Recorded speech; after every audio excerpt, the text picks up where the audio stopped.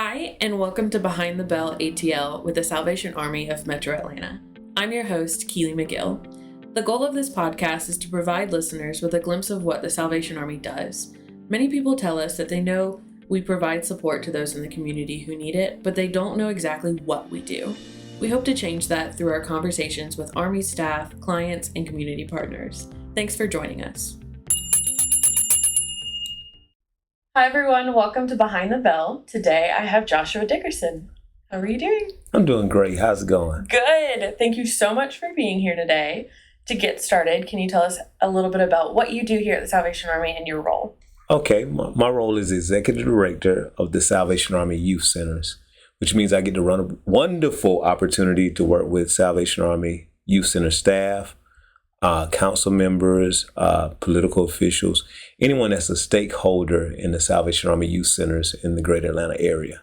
Oh, I love that. It's exciting. You get to work with kids. Yeah. Can you tell me a little about, how many centers do we have? Where are they located in Metro Atlanta? Yeah, we have 4 current youth centers in Metro Atlanta serving children. We have one in Marietta at the Marietta Core, one out in Decatur at our Peachcrest Core. We have one in South Atlanta at the Kroc Center, and one in the west side of Atlanta, which is our Bellwood Youth Center. Oh, so we're all across Metro Atlanta. Yeah, all across, north, south, east, west. I love that. Can you talk a little bit about, what are the type of kids that we see, how many do we see, and a little bit about their demographics? Yeah, we serve a wide variety of children.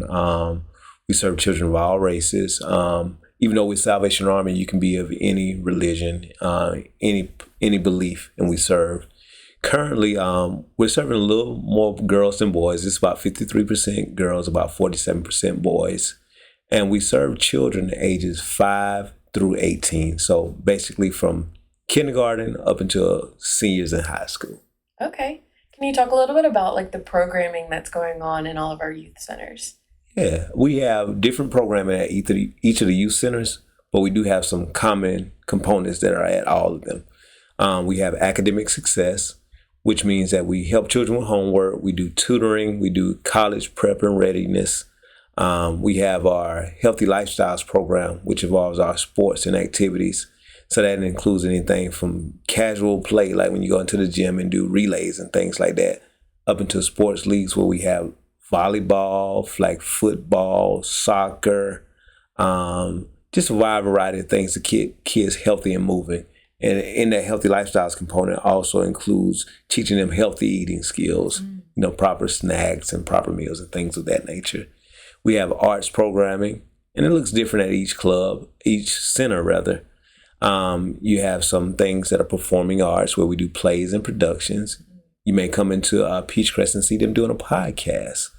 At Bellwood, we have a music studio, so kids are producing music.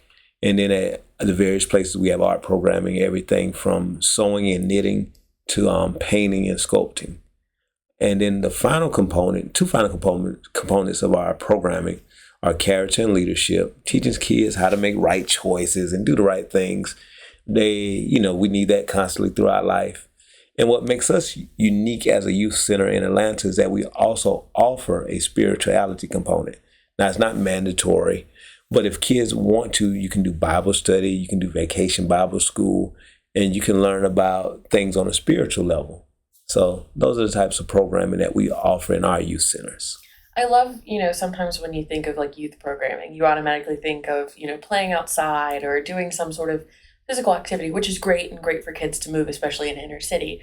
But what I love is that our programs, it's layering on the academics, making sure that they're getting the right education, Yes. When they come to us. But then they have opportunities to explore different avenues that they might not have. That's right. That's right. Can you talk about some of the things that are impacting, our youth right now in Metro Atlanta?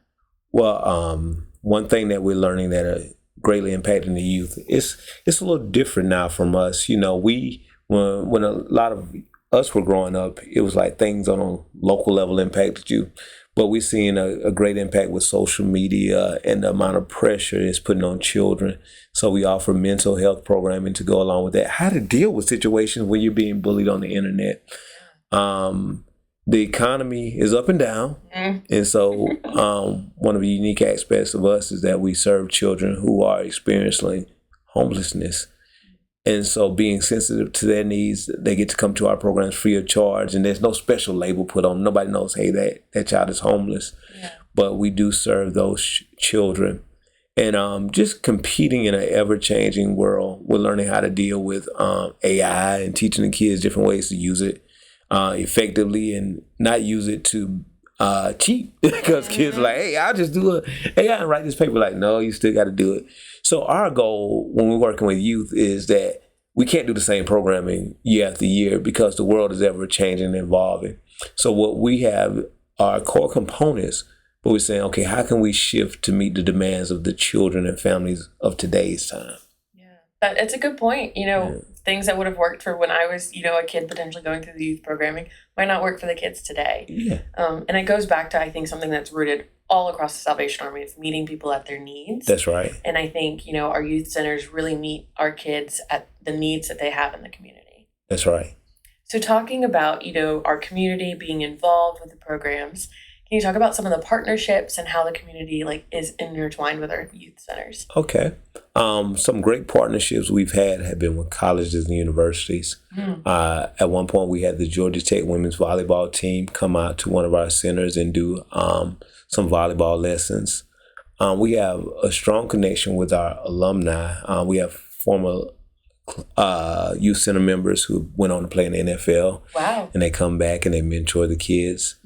We do a partnership with the wonderful Women's Auxiliary Club here with the Salvation Army, and they volunteer and they do donations as well. What we try to do is that we try to get as many people involved in the lives of children as possible for many different backgrounds and aspects, and have them pour into the children so they can offer things that we don't offer. Yeah. I know, talking about different groups and stuff, but having someone like an NFL player or even someone local in the community coming and sharing their skills with the kids, I'm sure is so vital to them and something different from the normal programming that they see. That's right.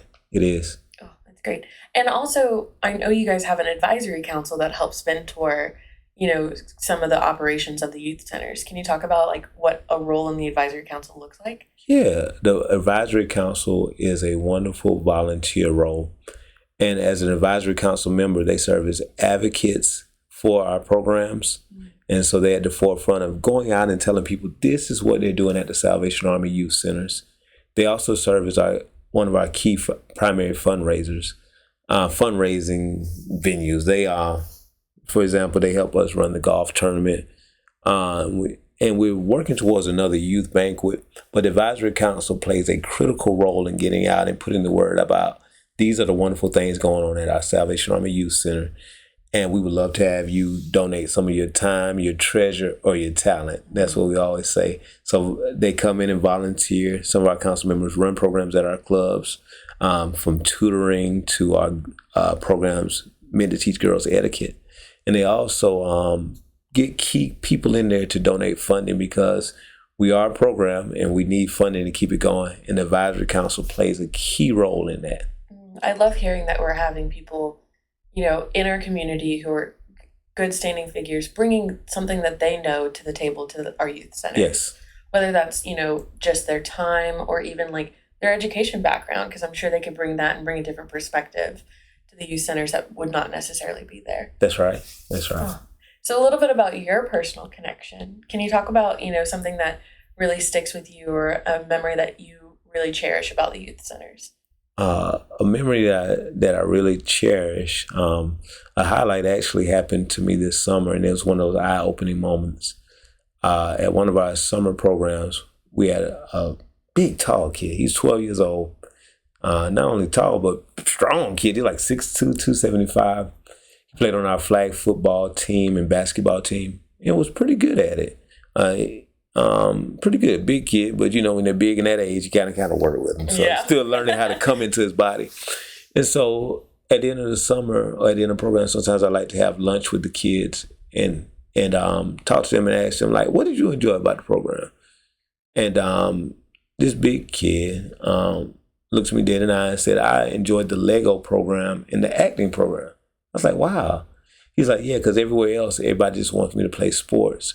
But when I came here, I got a chance to build things, and I got a chance to be an actor, our 12 and up group produced a play, and he was in the play, and he really enjoyed that. And so it was a reminder that, number one, not to judge a book by its cover. And it's just a testament to what kids really like to do when they have the opportunity to explore things outside of their comfort zone. Yeah. So it gave me motivation to keep pushing, to keep offering children things that they don't traditionally get. Yeah, I love that it's, providing the opportunity for kids to explore their interests, but also giving it a comfortable space for them to be. Yes. Okay, Joshua, I have a question. Okay. What inspires you to do the work that you do here at the Salvation Army? Growing up in the greater Atlanta area, I attended youth programs, various youth programs, and the impact that they made on my life. Everything from traveling to playing sports to learning different musical instruments. And the inspiration comes for wanting to give as many children the opportunity to receive some of the things that I received and even better. When you grow up in youth programs, you can see the greatness in them, but then you also say, hey, if I could do it, I would try to do this better. And so the inspiration is seeing those, knowing that you play an impact and seeing a child travel out of state for the first time, or seeing them pick up an instrument for the first time, or seeing them being a part of something that's beyond themselves, whether it be a sports team, whether it be a leadership organization, and just seeing them get joy out of it, and knowing that we give parents and communities a safe place for children to come and to do some wonderful things. So I'm inspired by that.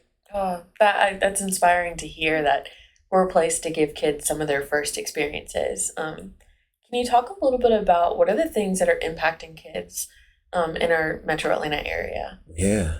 It's ever evolving. And just when you listen to them and talk to them, they'll tell you some of the things. One of the things that kids are always talking about, because their phones and access to the internet, they get exposed to a lot of wonderful things, but there's also some challenges with like people talking bad about them on the internet or saying things. And so teaching kids the ability to cope with those challenges is it's a new age and a new time. And so we have to evolve and understand that. And the reality is that we live in some rough economic times for some families that we serve. So you have children experiencing homelessness. And the wonderful part about the Salvation Army Youth Center is that we offer children who are homeless the opportunity to come to our programs free of charge. And there's no special tags on them, no special labels. They get to come and just be a quote unquote normal child in our program. You got things, children experiencing just different challenges. And so figuring out a way to meet their needs on whatever level they need. And it's an ever evolving cycle. I love hearing that, we're giving a place to our youth for them to come in and just be kids and have a place to get away or get guidance that they might not necessarily feel comfortable going to their parents or might not be able to talk to at school. So I love that we're providing those opportunities for our children. Can you talk a little bit, though, about, some of the things that are impacting the families that are bringing their kids to our youth centers? Oh, yeah, definitely, man. Some things, what makes us stand out is that we offer affordable after school and summer care program for our children. Because the reality is the vast majority of our parents are working parents, and they're looking for an affordable place for their children to go. And one of the beauties that we offer here with the Salvation Army Youth Centers, we offer wraparound services that support families. So we've had instances where we found out a child was coming to one of our youth centers. One of the stories, a child was coming to our youth center, some program at Bellwood. And they were leaving Bellwood, parents driving their car and sleeping in their car around the corner. And we found out. And at that time, Sergeant Smith was in charge of the Red Shield shelter. And within 24 hours, we were able to provide housing for that parent within inside of our shelter. Our parents are facing some challenges, and we offer the support with it, whether it be spiritual support. They want to say, hey, we just need somebody to pray for us. We'll connect them with the Salvation Army officer.